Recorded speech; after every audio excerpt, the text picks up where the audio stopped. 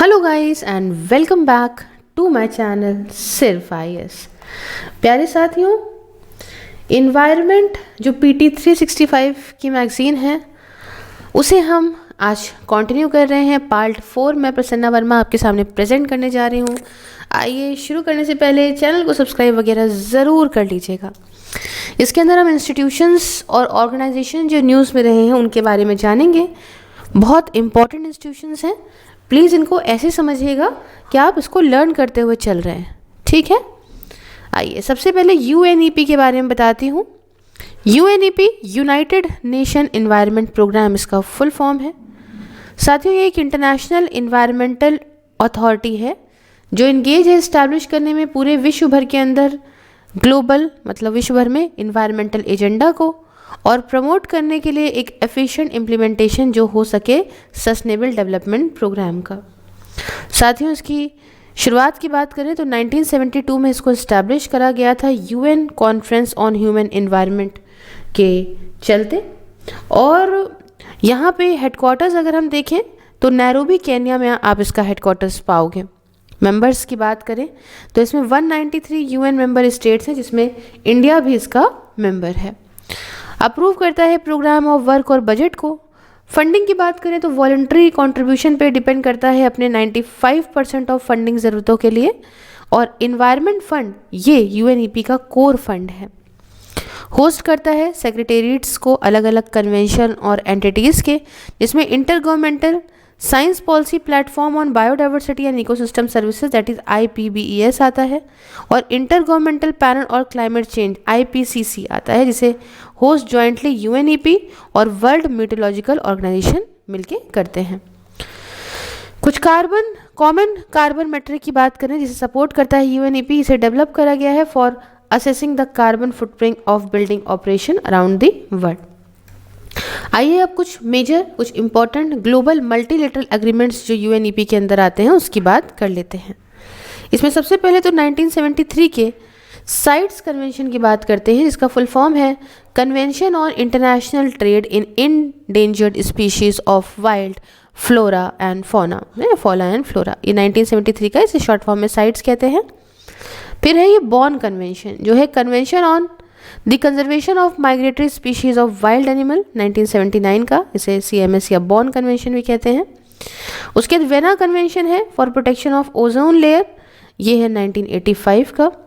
उसके बाद आता है Basel convention on control of transboundary movement of hazardous waste and disposal 1989 का।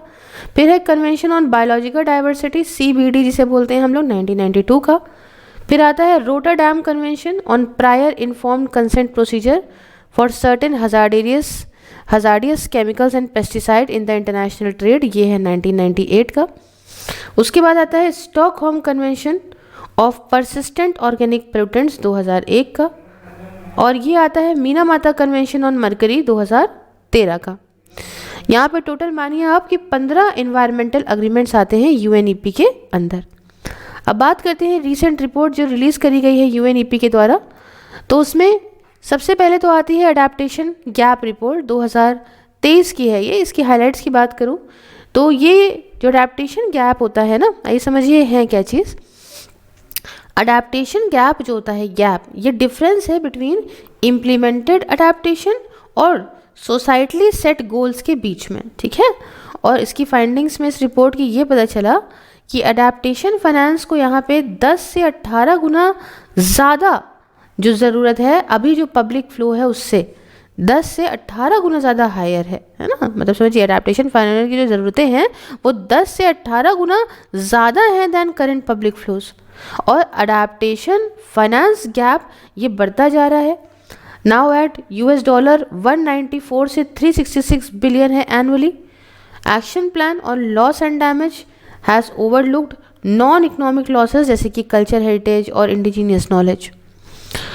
नेक्स्ट आती है एमिशन गैप रिपोर्ट 2023 की जो निकली थी।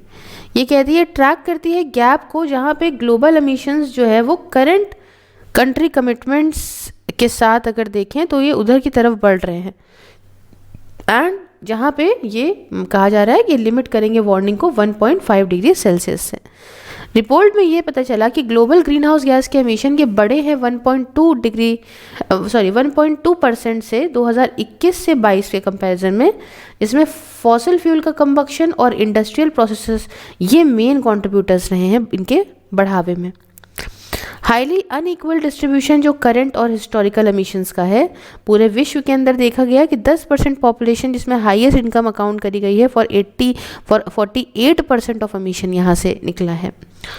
दोस्तों ग्लोबल वार्मिंग ये जो ग्लोबल वार्मिंग है ये एस्टिमेट करा जा रहा है कि 3 डिग्री सेल्सियस तक लिमिट रहेगी अगर अभी की पॉलिसी कंटिन्यू रही तो, और ये भी बहुत खतरे की बात है। मैंने आपको शुरू में बताया था 2 डिग्री भी हो गया तो आप पता जाएगी 5 मीटर तक समुद्र बढ़ जाएगा, तो यहाँ तो 3 डिग्री की बात हो रही है, हमें 1.5 डिग्री तक इसको लिमिट रखना है। कुछ और भी जो रिपोर्ट्स इनके द्वारा निकाली जाती हैं इसमें turning off the tap how the world can end plastic pollution and create circular economy, उसके अलावा building materials and the climate जो कंस्ट्रक्टिंग अ न्यू फ्यूचर, फिर है व्हाट्स कुकिंग यूएनईपी का स्पेशल एडिशन फ्रंटियर रिपोर्ट है 2023 की, invest into healthy planet, waste water turning problem to solution, ये developed करा गया है जॉइनरी यूएनईपी के ग्लोबल वेस्ट वाटर इनिशिएटिव और ग्रिड एरेंडल के द्वारा। उसके अलावा ग्लोबल इन्वायरमेंटल आउटलुक और ग्लोबल क्लाइमेट लिटिगेशन रिपोर्ट। ठीक है, याद रखिएगा इन सब चीज़ों के बारे में। नेक्स्ट हमारी जो एजेंसी है वो है अपनी वर्ल्ड मेट्रोलॉजिकल ऑर्गेनाइजेशन WMO, बहुत इंपॉर्टेंट है, एक स्पेशलाइज एजेंसी है यूएन की और यूएन के authoritative voice on the state of earth atmosphere की, इसका इंटरेक्शन ओशंस और क्लाइमेट के साथ में। ठीक है, voice on the state of earth atmosphere, it's interaction with the ocean and climate. Genesis की बात करें तो इसे 1950 में जो है इस्टेब्लिश करा गया था और उस समय की जो इंटरनेशनल मेट्रोलॉजिकल ऑर्गेनाइजेशन थी 1873 वाली, उसको रिप्लेस कर दिया गया था वर्ल्ड मेट्रोलॉजिकल ऑर्गेनाइजेशन से। कब? 1950 में। हेडक्वार्टर इसका आप जेनेवा स्विट्जरलैंड में पाओगे, ये सब याद रखिएगा हेडक्वार्टर्स वगैरह। और मेंबर्स की बात करें तो 193 मेंबर्स हैं जिसमें इंडिया भी इसका मेंबर है। रिसेंट रिपोर्ट जो WMO ने रिलीज़ करी है उसमें the state of global climate का नाम आता है, 2022 की रिपोर्ट है ये। हाइलाइट्स की बात करें तो ग्लोबल मीन टेम्परेचर 2022 में वो 1.15 डिग्री सेल्सियस अबव दी जो आपका 1850 से 1900 का जो एवरेज है उसकी कंपैरिजन में था। 2015 से 2022 के जो साल थे वो 8 सबसे गर्म साल थे ऑन रिकॉर्ड, और concentration 3 main green house gases का इसमें कार्बन डाइऑक्साइड, मीथेन और नाइट्रस ऑक्साइड का नाम आता है जो रिकॉर्ड हाई में पहुंच गई थी अपने 2021 में। ओवरऑल 58% ओशन का सरफेस में एटलीस्ट एक्सपीरियंस कर रहा है एक मरीन हीट वेव को ड्यूरिंग 2022 में, और रेट जो ग्लोबल मीन सी लेवल का है वो तो दुगना बढ़ गया है, ये लेवल जो है वो 2 गुना बढ़ा है। नेक्स्ट इसकी रिपोर्ट है ग्रीन हाउस गैस बुलेटिन। इसकी बात करें तो ग्लोबल एवरेज कार्बन डाइऑक्साइड का कंसंट्रेशन 2022 में ये 150 गुना ज़्यादा था प्री इंडस्ट्रियल लेवल से, और मीथेन और नाइट्रस ऑक्साइड की बात करें अगर हम तो इसके कंसंट्रेशन तो 264% से बढ़े हैं, और मतलब 264% से मीथेन बढ़ा है और नाइट्रस ऑक्साइड 124% से बढ़ा है प्री इंडस्ट्रियल लेवल से अगर कंपेयर करा गया है 2022 से। तो अच्छा 1990 से 2022 तक रेडियो एक्टिव जो फोर्सेस हैं long lived green house gases की ये भी बढ़ी हैं 49% से, विद कार्बन डाइऑक्साइड तो करीब मान के चलो 78% है इस इंक्रीज़ का। रेडिएटिव जो फोर्सेस हैं जो रिप्रेजेंट करती हैं अमाउंट ऑफ एनर्जी को, ये क्या होती है रेडिएटिव फोर्सेस मालूम है? ये रिप्रेजेंट करती हैं amount of energy per unit area को जिसको दैट इज एडेड या फिर remove from the climate system. तो समझ गए ग्रीन हाउस गैस बुलेटिन। उसके बाद state of global water resource 2022, तो इसमें क्या है करीब 50% ग्लोबल कैचमेंट और रिजर्वॉयर का इसने दिखाया डिविएशन को, मोस्टली ड्रायर देखने को मिले हैं दैन यूजुअल। अनोमलीज जो सॉइल मॉइस्चर में है और इवेपो ट्रांसपिरेशन है ये भी मैच करता है डिविएशन को, noted in the river discharge condition. और एशियन वाटर टार 2000 से 2018 तक के लिए from glacier mass in region ये कम हुआ है बाय अप्रॉक्सीमेटली 4.3% से। तो एशियन वाटर टार के अंदर तिबेतन प्लेटो आता है, इसके अलावा हिमालयन, काराकोरम, हिंदू कुश, पामीर और टियन शान माउंटेन आता है। कलेक्टिवली इसको हम लोग थर्ड पोल कहते हैं। इसको एक बार और बता देती हूँ ताकि आपको सही से समझ में आ जाए कि एशियन वाटर टार, ठीक है, ये इसके अंदर तिबेतियन प्लाटू, हिमालयास, काराकोरम, हिंदू कुश, पामीर्स और तियान शान माउंटेन आते हैं, जिसे हम लोग थर्ड पोल कहते हैं, याद रखिएगा। कुछ दूसरी रिपोर्ट जो रिलीज़ करी जाती है इनके द्वारा, उसमें ग्लोबल क्लाइमेट 2011 से 20 की रिपोर्ट, उसके बाद state of climate service report हो गई 2023 की, ग्लोबल एटमॉस्फेयर वॉच हो गया, air quality and climate bulletin हो गया, और global annual 2 decadal climate update जो 2023 से 27 की है। ठीक है, आई होप इतना आपको समझ में आया होगा अपने वर्ल्ड मेट्रोलॉजिकल डिपार्टमेंट के बारे में। तो ये दो एजेंसीज जो काफ़ी न्यूज़ में नहीं थी उसके बारे में मैंने आपको बताया। नेक्स्ट जो हमारा टॉपिक रहेगा, 1 सेकेंड, वो रहेगा पोल्यूशन का। आइए पोल्यूशन के अंदर सबसे पहले हम एयर पोल्यूशन को समझते हैं, और उसके अंदर जो पहला टॉपिक है वो है emissions norm for coal based thermal power plants.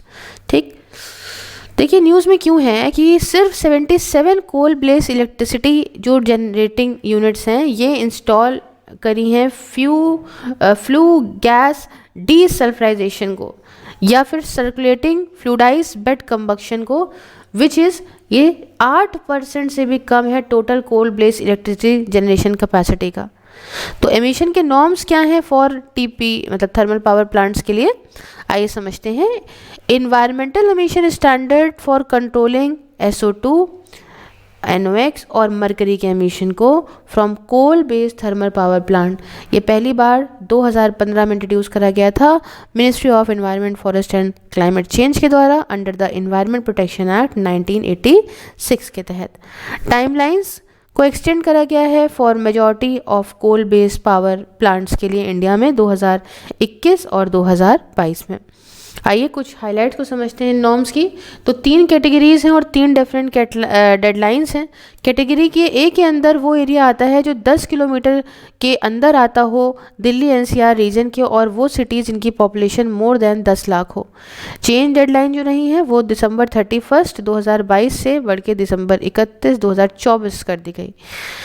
Category B में आता है वो 10 किलोमीटर का रेडियस जो क्रिटिकली पोल्यूटेड एरिया या नॉन अटेनमेंट सिटीज़ का आता है, मतलब वो सारी सिटीज़ जो अपने national ambient air quality standard को मीट करने में फेल हो गई हैं। इनका चेंज डेडलाइन की बात करें तो दिसंबर 31 2023 से दिसंबर 31 2025 चेंज हो गई है। और कैटेगरी सी में बाकी सारे दूसरे जो है वो पावर प्लांट्स आते हैं, जिसमें दिसंबर 31 2024 से डेडलाइन को दिसंबर 31 2026 चेंज कर दिया गया है। साथियों, पावर प्लांट्स यूनिट्स डिक्लेयर करती हैं for retire before 31 December 2027 will, जो मतलब ये ऐसी हो जाएंगी, उनको कोई ज़रूरत नहीं है कि वो स्पेसिफाइड नॉर्म्स जो हैं SOx के वो जो है वो करें, क्या कहते हैं, मीट करें। ओके, नेक्स्ट जो हम बात करेंगे वो है यूज़ बेनिफिशियल कोल का, क्या करने के लिए, मिनिमाइज करने के लिए फ्लाई ऐश के जनरेशन को। कुछ गड़बड़ हो गया इसके पेन में, ओके ठीक है। यूज़ ऑफ बेनिफिशिएटेड कोल किस लिए, ताकि फ्लाई ऐश का जो जनरेशन है वो कम हो सके। आइए समझते हैं कि कोल बेनिफिशिएशन क्या होता है। देखिए ऐसा प्रोसेस है जिसके माध्यम से क्या होता है कि थ्रू विच जो कंबक्शन एट्रीब्यूट है कोल का, जो जलता है ना कोल, ये बढ़ जाता है। हाँ, कैसे, bye separating the inorganic impurities को अलग करता है रॉ कोल से। इनऑर्गेनिक इम्प्योरिटीज़ मतलब जो वोलेटाइल मैटर होता है या ऐश होता है उसको ये अलग कर देता है फ्रॉम द रॉ कोल। और हर एक thermal power plant generating station कम से कम 100% यूटिलाइजेशन जो है वो अपना पाए टोटल ऐश जो जनरेट होती है उस प्लांट के अंदर, उसके अंदर। अब देखिए पोल्यूशन कंट्रोल टेक्नोलॉजी अलग अलग स्टेजेस में पावर प्लांट ऑपरेशन के समझते हैं। देखिए प्री कंबक्शन में कोल वॉशिंग और ब्लेंडिंग करी जाए। कंबक्शन के टाइम पे लो NOx बर्नर और over fire air in boiler for NOx। इसके अलावा जो है लाइमस्टोन इंजेक्शन हो into the furnace of SOx reduction. इसके अलावा देखा जाए तो CFBC बॉयलर्स हाईली फ्यूल जो है फ्लेक्सिबल हो, मतलब इन्वायरमेंट फ्रेंडली टेक्नोलॉजी हो टू यूटिलाइज लो ग्रेड और हाई मॉइस्चर लिग्नाइट। ठीक है, तो ऐसा जो है किया जाए। अच्छा, थोड़ा सा मैं आपको समझा दूं कि ऐसा ना हो कि लोगों को इस बारे में जो है वो जानकारी ना हो और सोचें कि अरे मैम ने समझाया नहीं। देखिए NO, ये जो इसी शॉर्ट ये जो है ना, ये सिंबल होता है नाइट्रोजन ऑक्साइड का। किसका सिंबल है? नाइट्रोजन ऑक्साइड का। और उसके बाद जो है वही चीज़ जो है SOX के लिए रख लीजिए, ये जो होता है वो होता है सल्फर ऑक्साइड का। ये दो जो है गैसेस के बारे में समझ लीजिएगा। ये जो देख रहे हैं आप, ये सल्फर ऑक्साइड और ये है नाइट्रोजन ऑक्साइड। अच्छा, तो CFBC बॉयलर्स समझे आप कि हाईली फ्यूल फ्लेक्सिबल और इन्वायरमेंट फ्रेंडली टेक्नोलॉजी है टू यूटिलाइज लो ग्रेड और हाई मॉइस्चर लिग्नाइट। अच्छा, पोस्ट कंबक्शन में क्या है? पोस्ट कंबक्शन में टेक्नोलॉजीज जो अवेलेबल हैं फॉर SOx एमिशन, तो इसमें फ्लू गैस डाइसल्फराइजेशन होगा। ठीक है, समझ गए ना क्या है ये? Sulphur oxide. और नाइट्रोजन ऑक्साइड की बात करें तो उसके एमिशन में सिलेक्टिव कैटालिटिक या non catalytic reduction. Particulate matter emission में बात करें तो electrostatic precipitators for large PM या फाइबर फिल्टर्स के लिए। तो कंबक्शन के बाद ये सारी टेक्नोलॉजीज़ का यूज़ किया जाए ताकि इन्वायरमेंट जो है वो इतना ज़्यादा अफेक्ट ना करे। नेक्स्ट टॉपिक है हमारा ग्रेडेड रिस्पॉन्स एक्शन प्लान का, दैट इज़ ग्रैब का। न्यूज़ में क्यों रहा? क्योंकि देखिए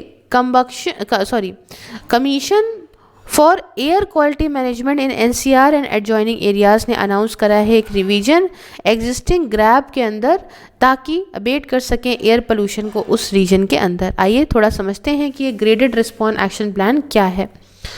देखिए कि इमरजेंसी रिस्पॉन्स मैकेनिज्म है जो बेस्ड है दिल्ली की एयर क्वालिटी इंडेक्स लेवल पे, और इसे प्रिपेयर करा गया है in person to the supreme court का जो ऑर्डर रहा था 2016 का in matter of MC Mehta versus union of India को लेके regarding air quality in the national capital region of Delhi.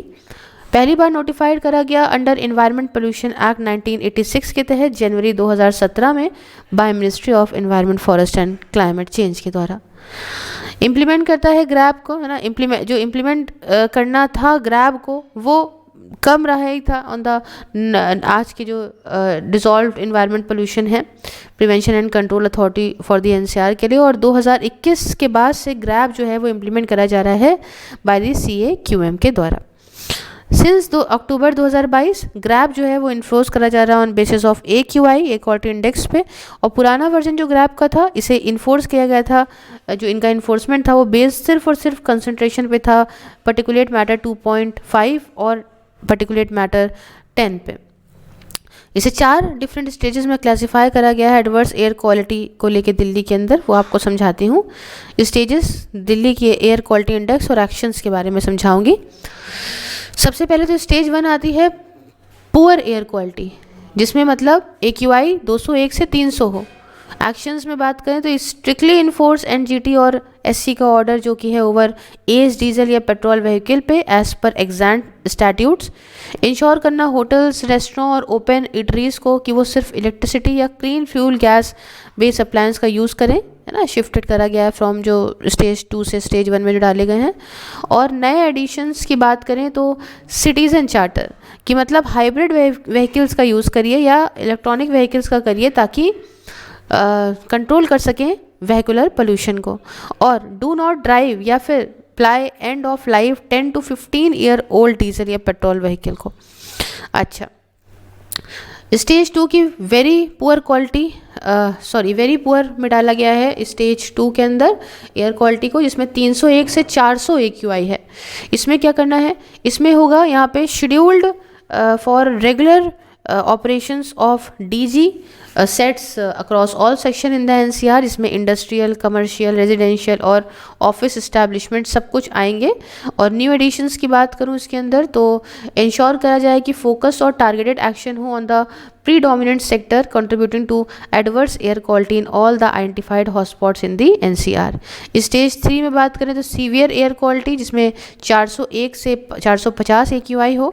तो उसके लिए NCR की स्टेट गवर्नमेंट या government of national capital of territory of Delhi जो है वो स्ट्रिक्ट रिस्ट्रिक्शन लगाएंगी अप्लाई करने में BS3 के पेट्रोल या BS4 के डीजल LMVs को, मतलब 4 व्हीलर्स के अंदर देखा जाए तो। और नए एडिशन में क्या है कि NCR, स्टेट गवर्नमेंट और GNCTC ये डिसीजन लेंगे और डिसकंटिन्यूइंग करने को लेके फिजिकल क्लासेस को in schools for children up to class 5। और लास्ट आती है स्टेज 4, मतलब सीवियर प्लस एयर क्वालिटी है हो रही है। अगर 450 से ऊपर एयर AQI पहुंच रहा है तो न्यू एडिशन में कोई भी LCVs रजिस्टर्ड जो हुई है दिल्ली के बाहर उसे परमिट नहीं करा जाएगा जब तक के लिए। अगर वो EV है तो कोई बात नहीं, CNG है, BS6 डीजल है तो कोई बात नहीं, एक्सेप्ट दो जिनमें एसेंशियल कमोडिटीज़ कैरी हो रही हों या एसेंशियल सर्विसेज वो प्रोवाइड कर रही हों। NCR की स्टेट गवर्नमेंट GNCTD ये डिसीजन ले सकती हैं डिसकंटिन्यू करने को लेके फिजिकल क्लासेस को, इवन 6 से 9 तक भी और क्लास 11th भी, है ना। और जो है एंड ये सब होगा कि फिर ऑनलाइन जो है वो सब सेशंस करे जाएं। आने से तो बच्चों को सांस की बीमारी हो जाएगी ना।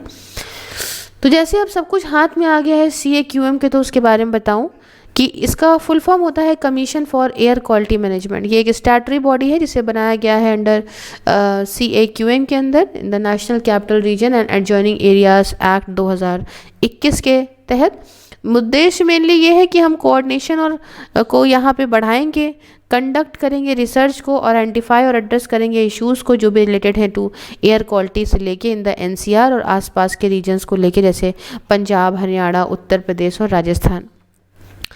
रिलीज करती है स्टैट्यूटरी डायरेक्शन को for environmental pollution to state government. और इससे आइए रिलेटेड कॉन्सेप्ट थोड़ा जानते हैं।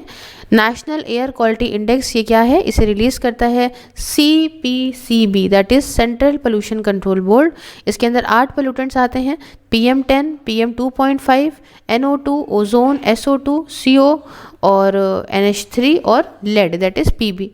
AQI कम्युनिकेट करता है एयर क्वालिटी के स्टेटस को यूजिंग 6 कैटेगरीज जो आपका गुड से लेके सीवियर तक जाती है।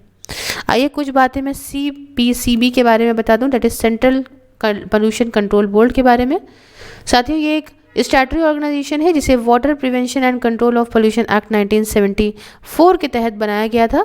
बाद में इसको जिम्मेदारी दे दी, पावर फंक्शंस दे दिए under the air prevention and control of pollution act 1981 के तहत। CPCB state pollution control board के साथ मिलकर इम्प्लीमेंट करता है लॉज को जो भी रिलेटेड होते हैं प्रिवेंशन और कंट्रोल से लेके इन्वायरमेंट पोल्यूशन के।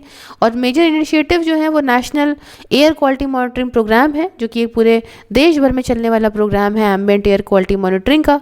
इसके अंदर 4 पोल्यूटेंट आइडेंटिफाई करे गए हैं रेगुलर मॉनिटरिंग के लिए हर एक लोकेशन पे, जिसमें सल्फर डाइऑक्साइड जो कि SO2 है वो इंक्लूडेड है, oxides of nitrogen NO2, respirable suspended particulate matter PM10 वगैरह भी है और पर्टिकुलेट मैटर P2.5 भी आता है।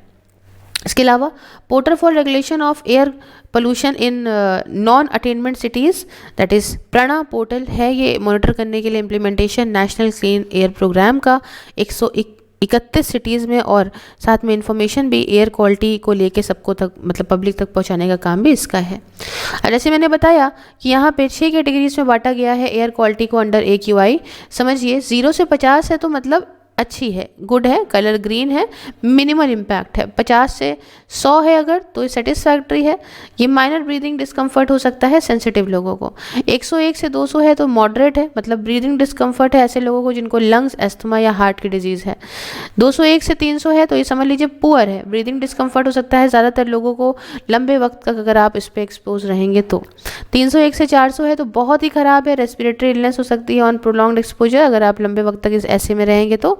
और 401 से 500 है तो बहुत सीवियर है, अफेक्ट कर सकता है हेल्दी लोगों को भी और सीरियसली इम्पैक्ट कर सकता है उन सारे लोगों को जिनको पहले से बीमारी है।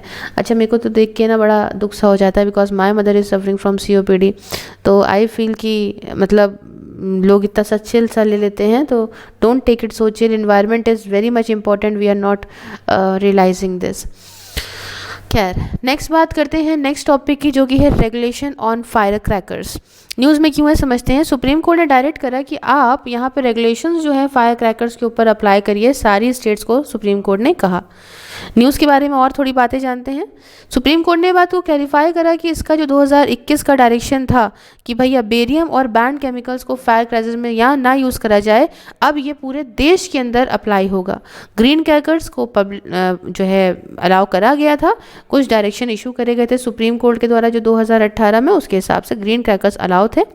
अब थोड़ा पहले ये समझ लिया जाए कि हजार्डियस और टॉक्सिक नेचर ऑफ इंग्रेडिएंट्स कौन कौन से होते हैं जिनकी वजह से यहाँ पे फायर क्रैकर्स को रोक लगाई जाती है। सबसे पहले दोस्तों एल्यूमिनियम का नाम आता है, जिसका अफेक्ट होता है कॉन्टैक्ट डर्मेटिसिस, उसके अलावा बायो एक्यूमुलेशन करता है। सल्फर डाइऑक्साइड, एसिड रेन होती है, सल्फर एसिड अफेक्ट करता है वाटर रिसोर्सेज को, वेजिटेशन को, और इसके अलावा प्रॉपर्टी डैमेज भी करता है। पोटेशियम नाइट्रेट जो टॉक्सिक डस्ट, कार्सिनोजेनिक सल्फर कोल कंपाउंड, उसके अलावा पर्च क्लोरेट, अमोनियम और पोटेशियम ये कंटेमिनेट कर सकते हैं ग्राउंड और सरफेस वाटर को, और थायराइड प्रॉब्लम्स भी ला सकते हैं ह्यूमंस और एनिमल्स में। बेरियम नाइट्रेट पॉइजनस होता है, अगर मान लीजिए ये उड़ रहा है तो ये इरिटेट कर सकता है रेस्पिरेटरी ट्रैक्ट को। कॉपर कंपाउंड की बात करें तो पॉलीक्लोरिनेटेड डाइऑक्सिन्स और डाइबेंजोफ्यूरन्स ये बायो एक्यूमुलेट कर सकते हैं, कैंसर होने का खतरा है। Antimony sulphide, toxic smoke, possible carcinogen. Lead dioxide मतलब आपका नाइट्रेट या क्लोराइड, ये बायो एक्यूमुलेशन डेवलपमेंट हो सकता है, डेंजर हो सकता है बच्चों के लिए और अनबॉर्न बेबीज़ के लिए। ये हो सकता है कि एयर बॉर्न हो फॉर डेज, पॉइजनस टू हो सकता है प्लांट्स के लिए भी और एनिमल्स के लिए भी। लिथियम कंपाउंड की बात करें तो टॉक्सिक और इरिटेटिंग फ्यूम्स जब जलते हैं, अच्छा जब ये जलता है तो ये सब निकलता है, इससे ऐसी तरह की जो है वो धुआं हुआ निकलता है। Mercury that is mercurous chloride, ये टॉक्सिक हैवी मेटल है, ये बायो एक्यूमुलेट कर सकता है। आर्सेनिक कंपाउंड की बात करें तो टॉक्सिक ऐश है, ये लंग कैंसर, स्किन में इरिटेशन और वाट फॉर्मेशन कर सकती है। स्टोंटियम कंपाउंड की बात करें तो ये कैल्शियम को बॉडी में रिप्लेस कर सकती है। स्टोंटियम क्लोराइड ये बहुत मतलब क्या कहते हैं स्लाइटली हल्के से टॉक्सिक भी होते हैं। तो अब बात आती है थोड़ा सा ग्रीन क्रैकर्स के बारे में आपको बता दूं, ठीक है। इसके अंदर बेरियम नाइट्रेट जैसे एलिमेंट्स नहीं होते, ये 30% कम जो है होते हैं, पर्टिकुलेट मैटर को कम करते हैं पोटेशियम नाइट्रेट का यूज़ करके एज ऑक्सीडेंट। और council of scientific and industrial research that is national environmental and engineering research institute ने डेवलप करा ग्रीन क्रैकर्स को 3 तरह के, ये समझिएगा, स्वास, स्टार और सफल। स्वास का मतलब है सेफ वाटर रिलीजर, ये सरपास करता है डस्ट रिलीज को, कैसे, एक वाटर वेपर को रिलीज करके एयर के अंदर। स्टार क्या है, ये सेफ थर्माइट क्रैकर है, इसके अंदर जो है वो पोटेशियम नाइट्रेट और सल्फर नहीं होता, ये निकालता है रिड्यूस पर्टिकुलेट मैटर डिस्पोजल को और साथ में रिड्यूस साउंड की इंटेंसिटी को भी। और ये है सफल। सफल में मिनिमम यूसेज है एल्यूमिनियम का और यूज़ करता है मैग्नीशियम को उसकी जगह पे।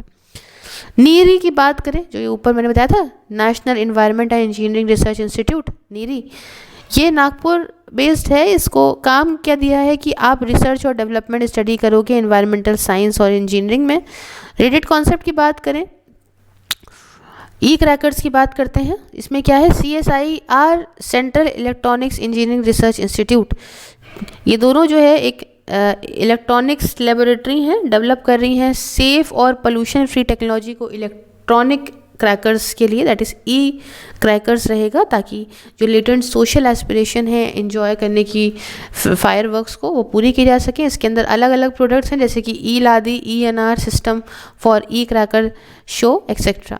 आज के टाइम पे CSIR और सीरी ये रेडी हैं विद लेबोरेटरी लेवल प्रोटोटाइप लेके ई लादी का। ई लादी ये बेस्ड है हाई वोल्टेज इलेक्ट्रोस्टैटिक डिस्चार्ज पे जनरेट करने के लिए लाइट और साउंड के इफेक्ट को। तो यहाँ तक रखते हैं इसको फिलहाल, बहुत लंबा नहीं तो लेक्चर हो जाएगा। नेक्स्ट में हम revise crop residue management guidelines को जानेंगे। कैसा लगा लेक्चर आप मुझे कमेंट बॉक्स में बता सकते हैं। सारे सोशल मीडिया लिंक्स आप डिस्क्रिप्शन बॉक्स में पाएंगे। और एक मेरा इनिशिएटिव वर्चुअल लाइब्रेरी का है, आप उसको ज़रूर से ज़रूर ज्वाइन करिए सो दैट कि आप 24/7 ऑनलाइन सबके साथ बैठ के पढ़ सकें। चलिए मिलते हैं नेक्स्ट वीडियो में। जय हिंद, जय भारत।